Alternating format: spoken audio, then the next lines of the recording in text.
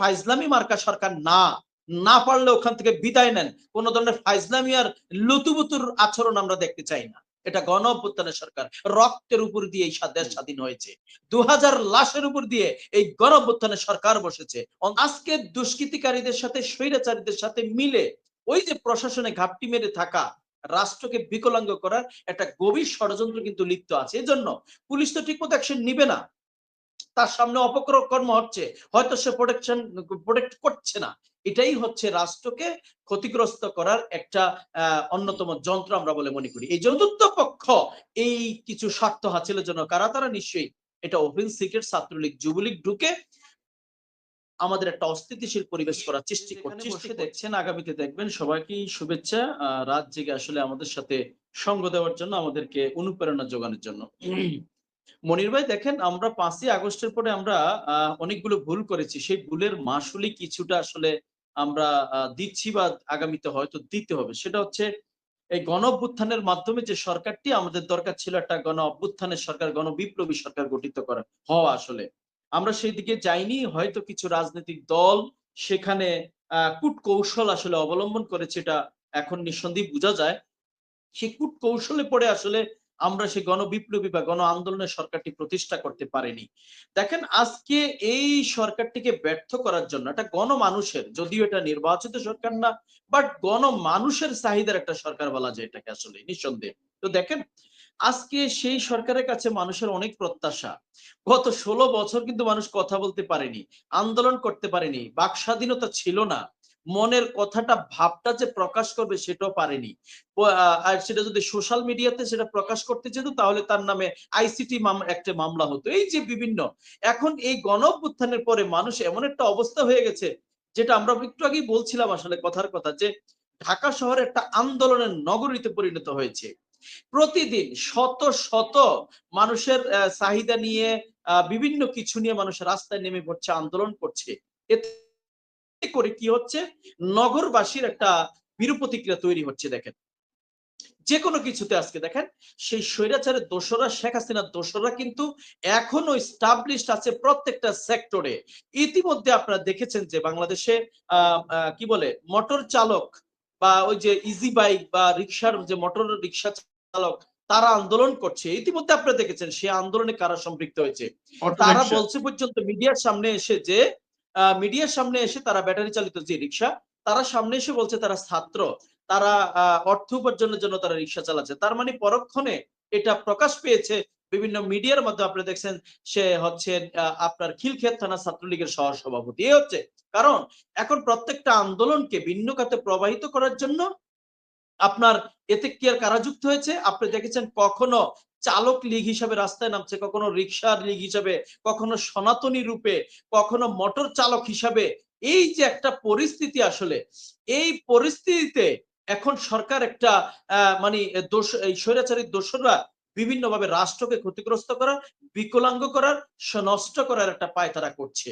তবে আমাদের আমাদের দৃঢ় বিশ্বাস, আজকে যে দুটো তিনটি ঘটনা আপনি নিশ্চয়ই দেখেছেন, 3টি কলেজের একটি ঘটনাকে কেন্দ্র করে এটা কোথায় গিয়ে দাঁড়িয়েছে। দেখেন, ঘটনাটা সূত্রপাত হচ্ছে ঢাকা ন্যাশনাল মেডিকেল কলেজের একজন ছাত্র, তিনি হচ্ছেন আপনার কাদের মোল্লা কলেজের, আব্দুর রহমান মোল্লা কলেজের, মাহবুর রহমান মোল্লা কলেজের একজন স্টুডেন্ট। তিনি মারা গিয়েছেন। মারা যাওয়ার পরে সেখানে কি বলে, চিকিৎসার অব্যবস্থাপনা বা দুর্বলতার কারণে মারা গেছেন, তিনি উল্লেখ করেছেন।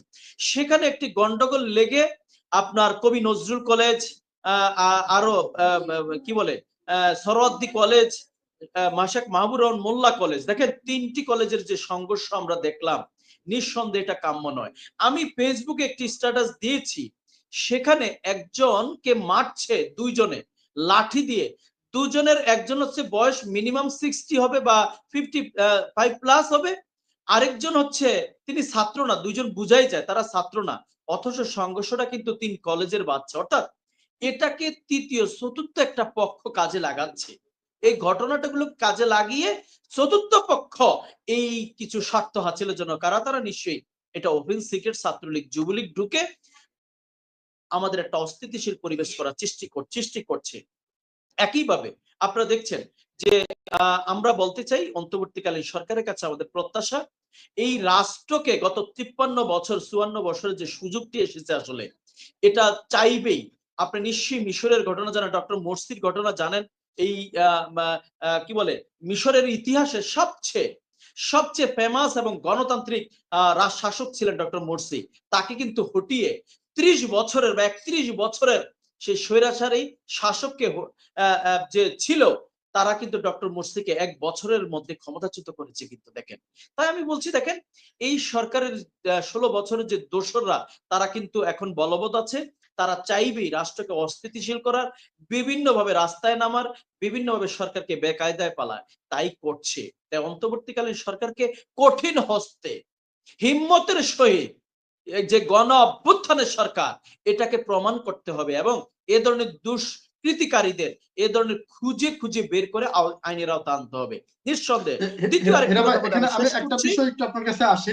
আপনার আপনার এই বিষয়টা আপনি বলছেন আপনার প্রথম আলোচনাতেও, এখানে বর্তমান সরকারের বা স্বরাষ্ট্র উপদেষ্টা কতটুকু দায়ভার আপনি দেখছেন? কারণ প্রশাসন ঠিকঠাক মতো তাদের কার্যক্রম করছে না। বিশেষ করে পুলিশের কথা যদি আমরা বলি, যে 5ই আগস্টের পর থেকে এখন পর্যন্ত পুলিশ পুরোদমে কাজে ফিরে আসে নাই। একমাত্র সেনাবাহিনী ছিল যারা টুকটাক কাজ করতেছিলেন। সশস্ত্র বাহিনীর এখানে ভূমিকা আসলে কতটুকু প্রশ্নবিদ্ধ? এখানে যে ধন্যবাদ মনির আন্দোলনগুলো ভাই, হচ্ছে বিভিন্ন ধন্যবাদ জায়গা থেকে। মনির ভাই, ধন্যবাদ।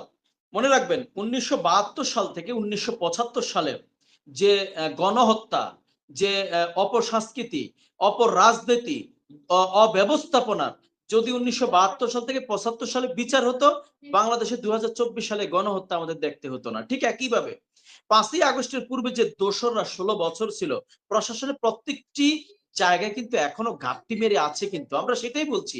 তাদের কিন্তু আমরা বিদায় করতে পারিনি বা করা আসলেই সম্ভব না। আজকে দুষ্কৃতিকারীদের সাথে স্বৈরাচারীদের সাথে মিলে ওই যে প্রশাসনে ঘাপটি মেরে থাকা রাষ্ট্রকে বিকলাঙ্গ করার একটা গভীর ষড়যন্ত্র কিন্তু লিপ্ত আছে। এজন্য পুলিশ তো ঠিকমতো অ্যাকশন নিবে না।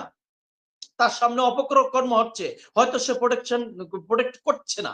এটাই হচ্ছে রাষ্ট্রকে ক্ষতিগ্রস্ত করার একটা অন্যতম যন্ত্র আমরা বলে মনে করি। এই জন্য আমি বলছি স্বরাষ্ট্র উপদেষ্টাকে আরো কঠোর হতে হবে।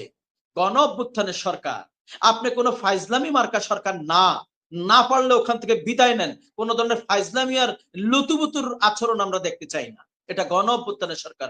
রক্তের উপর দিয়ে এই দেশ স্বাধীন হয়েছে। 2000 লাশের উপর দিয়ে এই গণ অভ্যুত্থানের সরকার বসেছে, অন্তর্বর্তীকালীন সরকার বসেছে। এখানে দুষ্টামি করার আর লুতুপুতু করার সময় আমাদের কাছে নেই। না পারলে ছেড়ে চলে যাবেন। রাষ্ট্রকে বিকলাঙ্গ ক্ষতিগ্রস্ত করার চেষ্টা করলে আমরা কিন্তু প্রয়োজনে আবারও রক্ত দিব, রাজপথে নামবো। আমরা কিন্তু সেই মানুষ যারা রক্ত দিতে জানে। 52 সালে ভাষা আন্দোলন রক্ত দিয়ে অর্জন করেছি। 71 মুক্তিযুদ্ধ স্বৈরাচারকে বিদায় করেছে 90 সালে। তাই এই ছাত্ররা, এই তরুণ প্রজন্ম কিন্তু সে হিম্মত, সাহস আর ইমানদারি এখনো কিন্তু আছে। আমরা কিন্তু এখনো মরে যাইনি। তাই আজকে সেই স্বরাষ্ট্র উপদেষ্টাকে বলছি, এই শক্ত হাতে এই দুষ্কৃতিকারীদের দমন করে রাষ্ট্রকে সঠিক পথে এগোনোর জন্য ব্যবস্থা আপনাকে করতেই হবে।